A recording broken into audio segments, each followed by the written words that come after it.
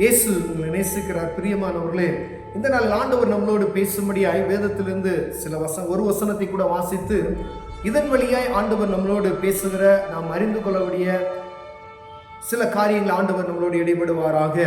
அது 2 சாமுவேலின் புஸ்தகம் 5வது அதிகாரம் 10வது வசனம் இப்படியாக சொல்லுகிறது: தாவீது நாளுக்கு நாள் விருத்தி அடைந்தான், சேனைகளின் தேவனாகிய கர்த்தர் அவனோடு கூட இருந்தார். தாவீது நாளுக்கு நாள் விருத்தி அடைந்தான், சேனைகளின் தேவனாகிய கர்த்தர் அவனோட கூட இருந்தார். பிரியமானவர்களே, ஆண்டவர் இந்த இடத்துல எழுதி வைத்திருக்கிற இந்த வசனம் பாருங்க. தாவீது என்கிற அந்த மனிதன் நாளுக்கு நாள் விருத்தி அடைந்தான் என்று வேதம் சொல்லுகிறது. காரணம் என்னவென்றால், தேவன் அவனோடு இருந்தார் என்று சொல்லப்படுகிறது. ஏதோ ஒரே நாள்ல மொத்தமும் வரவில்லை, ஒரு பெரிய ஆசீர்வாதத்தை அவர் பார்க்கவில்லை. நாளுக்கு நாள் அவர் ஆரம்பிக்கப்பட்ட நாட்கள் நமக்கு தெரியும். ஆண்டவருக்கும் அவருக்கும் உள்ள நெருக்கங்களை அவரும் ஆண்டவர் மாத்திரமே அறிவார். ஒருவேளை நாம் இந்த நாட்கள்ல பேசிக்கொள்கிறது போல ஆடு மேய்த்தவன் அரசனாய் மாறினான் என்று நம்ம எளிமையாக நம்ம சொல்லிவிடுகிறோம். இந்த தாவீதுடைய புஸ்தகத்துல இந்த 2 சாமுவேல் முன்னாடி எல்லாம் நீங்க படித்துட்டு வரும் பொழுது தாவீது படக்கூடிய நெருக்கமான சூழ்நிலைகள்ல ஆண்டவரை நோக்கி எப்பொழுது பார்க்கிற ஒரு நல்ல பழக்கத்தை நாம் புரிந்து கொள்ள முடியும். பிரியமானவர்களே, எவ்வளவு பேர் அதை நாம் கடைபிடிக்கிறோம் என்பதை நான் தெரியவில்லை. ஆனா பாருங்க, தாவீது ஆடு மேய்த்து கொண்டு இருக்கும் பொழுது, அவருடைய தகப்பனாருடைய ஆடுகளை வனாந்தரத்தில் மேய்த்து கொண்டு இருக்கும் பொழுது அவருடைய காரியங்கள் என்னவென்றால், அந்த நேரத்தில் தனிப்பட்ட ஒரு மனிதனாய் இருக்கிறார், ஆடுகளோடு பேசும்படி, ஆனால் ஆண்டவரோடு பேசிக் கொண்டிருக்கிறார். அவர் பாடுகிற பாடல்கள் அவரை மகிமைப்படுத்தி அந்த தனிமையான நேரங்கள்ல, அந்த காட்டு பகுதிகளில் ஆடுகளை மேய்க்கும் பொழுது இயேசுவே அவருக்கு துணையாக இருந்தார். சர்வ வல்லமையுள்ள தேவன் அவருக்கு பாதுகாவலாய் இருந்தார் என்று நாம் புரிந்து கொள்ள முடிகிறது. பிரியமானவர்களே, சவுலிடம் அவர் சொல்லுகிற ஒரு வார்த்தை, ஒரு யுத்தம் நடக்கிறது, கோலியாத்தை முறியடிக்கும்படியாய் இஸ்ரவேல் ஜனங்கள் ஒவ்வொரு நாளும் வந்து பயந்து நடுங்கிக் கொண்டு இருக்கிறார்கள். பெரிய பெரிய தளபதிகள் இருக்கிறார்கள், பெரிய பெரிய வீரர்கள் இருக்கிறார்கள். கோலியாத்தை பார்த்து அவர்கள் பயப்படும் பொழுது தாவீது தற்செயலாக இந்த இடத்துக்கு போக வேண்டிய ஒரு சூழ்நிலையை உருவாக்குகிறார் ஆண்டவர். இது தற்செயலாக அல்ல, இது ஆண்டவரே அவருக்கு உருவாக்கக்கூடிய ஒரு நேரம். பிரியமானவர்களே, ஆண்டவர் ஒரு மனிதரை ஒரு இடத்துக்கு அனுப்புகிறார் என்றால் ஏதோ ஒரு சாதாரணமான காரியத்துக்காக அனுப்பவில்லை.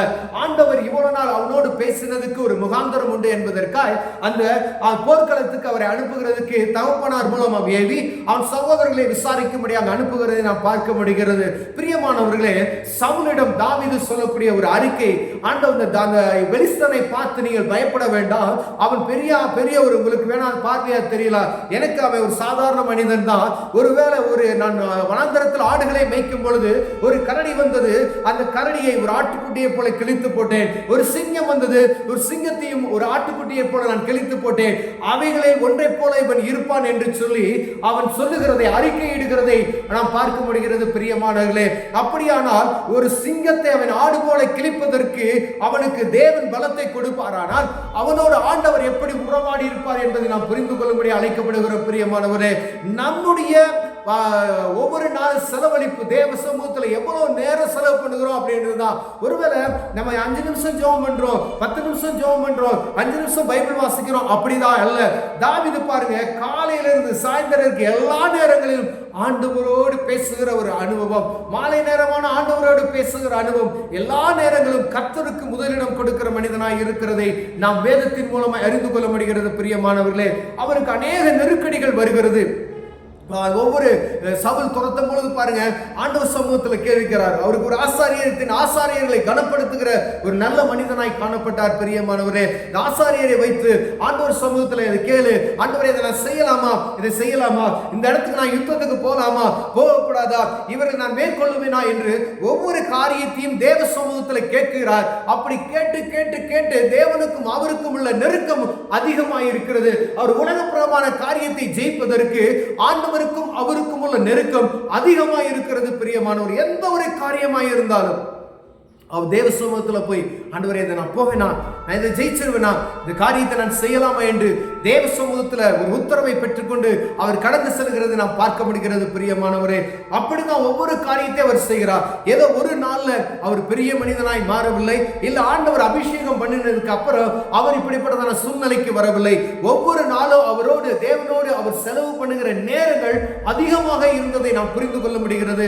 ஒருவேளை இந்த நாட்கள்ல நம்முடைய நேரங்கள் எப்படி செலவு பண்ணுகிறோம், நம்முடைய வாழ்க்கையை எப்படி வீணடிக்கிறோம், எப்படி பயன்படுத்துகிறோம் என்பதை பார்க்கும்படியா ஆண்டவர் உங்களோடு என்னோடு பேசிக் கொண்டிருக்கிறார். ஒருவேளை ஆண்டவர் உங்களை அழைத்த நாளிலிருந்து இந்த நாள் வரைக்கும் அனுதினமும் ஒவ்வொரு நாளும் நீங்க வாட்ச் பண்ணி பார்த்தீங்கன்னா உங்களுடைய உயர்வு எப்படி இருக்கிறது என்பதை நீங்கள் நிதானித்து பார்க்க முடியும். பிரியமானவர்களே, அனுதினமும் தேவனோடு நீங்க செலவு பண்ணீங்கன்னா ஒவ்வொரு நாளும் உங்களுடைய உயர்வு என்ன செய்யும், அதிகரித்துக் கொண்டே இருந்திருக்க வேண்டும். பிரியமான ஒவ்வொரு நாளும் அது வசனத்துல பாத்தீங்கன்னா நாளுக்கு நாள் விருத்தி அடைந்தான். ஒருவேளை ஒரு வியாபாரத்தை நம்ம ஆரம்பிக்கிறோம்னா நாளுக்கு நாள் அதுல விருத்தி அடைந்திருக்கிறோமா, ஏதாவது ஒரு பிசினஸ் செய்யறோமா, அதுல விருத்தி இருக்கிறதா என்று நாம் பார்க்க முடியாது. நம்ம அழைக்கப்படுகிறோம், இல்ல அதன் நிமித்தம் நாம் ஆசீர்வதிக்கப்பட்டு இருக்கிறோமா, அழைக்கப்பட்டு ஆண்டவர் அழைத்ததுக்கு அப்புறமாய் ஒரு வித்தியாசத்தை நாம் உணரும்படி ஆண்டவர் உங்களோடு என்னோடு பேசிக் கொண்டு இருக்கிறார். உங்களை ஆண்டவர் அழைத்த நாட்களில் இருந்து என் நாள் வரைக்கும் நீங்கள் ஒரு டெஸ்ட் வச்சு நீங்க பாருங்க.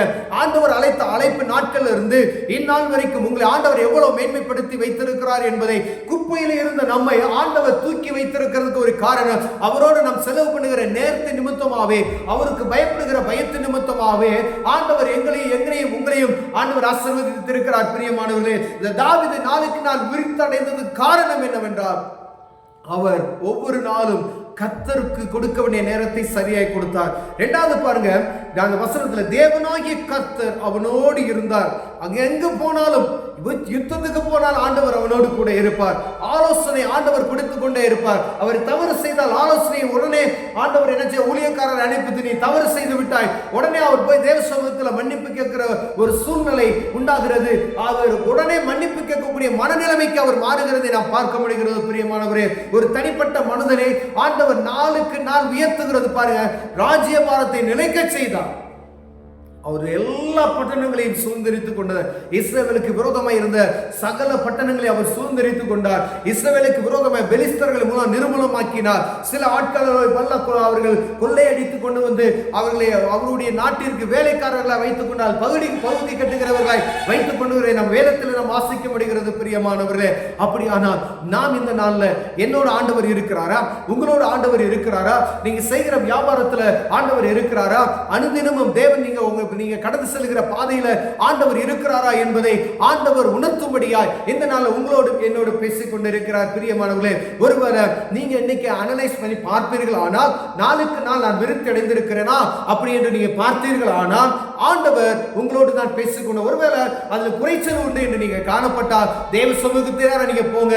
ஆண்டவரே, தாவீதை ஆசீர்வதித்த தேவன் என்னையும் ஆசீர்வதிப்பீராக என்று ஜெபம் செய்வோம். ஒருவேளை இயேசு கிறிஸ்துவை அறியாத என் ஜனங்கள் யாரும் பார்த்து கொண்டு இருப்பீர்களானால் அவர் சமூகத்துக்கு நேராக இந்த இயேசு யார் என்பதை அறிந்து கொள்வதற்கு நீங்கள் தேடுவீர்களானால் ஆண்டவர் உங்களை ஆசீர்வதிப்பார். இந்த இயேசு யார், எப்படிப்பட்டவரோ என்று நீங்கள் பார்க்கும்படியாய் உங்கள் இருதயம் ஆண்டவரை தேடுமானால் ஒரு ஆசீர்வாதம் உங்களை சேர்ந்து வரும். பிரியமானவர்களே, கண்களை மூடுவோம், ஜெபம் செய்வோம். அன்பின் தகப்பனே, அருமையான நாளுக்காய் ஸ்தோத்திரம். ஆண்டவரே, தாவீது நாளுக்கு நாள் விருத்தி அடைந்தார் என்று வேதத்தில் சொல்லுகிறது. ஐயா, நாங்களும் நாளுக்கு நாள் விருத்தி அடைய ஆசைப்படுகிறோம். உம்மோடு நேரத்தை செலவு பண்ண நாங்கள் ஆசையிடுகிறோம். ஆண்டவரே, எங்களுக்கு கிருபை பாராட்டுங்க, எங்களோடு பேசுங்க, எங்களோடு வாங்க, எங்களோடு உறவாடுங்க.